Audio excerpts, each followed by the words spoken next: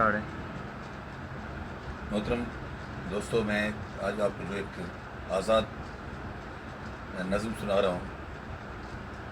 اس کو دل کی گہرائیوں سے سننا کہ میرے اندر ذرا جھانکو، میرے اندر ذرا جھانکو، میرے بے لوث جذبے تھے، میری مجبوریاں محرومیاں سب گرد ماری تھی، میری آنکھوں میں رونق تھی،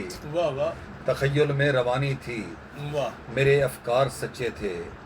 میرے سب یار سچے تھے، میرے اقوال سچے تھے، سبھی سر تال سچے تھے،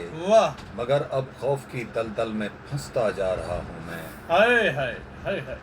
مگر اب خوف کی دلدل میں دھستا جا رہا ہوں میں، میری باتوں میں گھبراہٹ،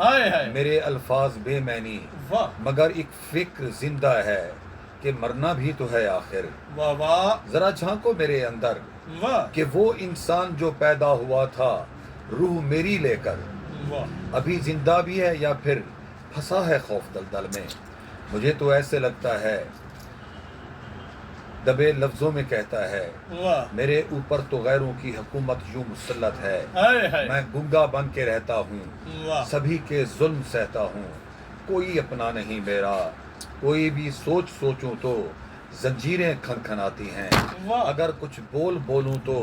اسیری لاگو ہوتی ہے، میری سوچوں پہ پابندی،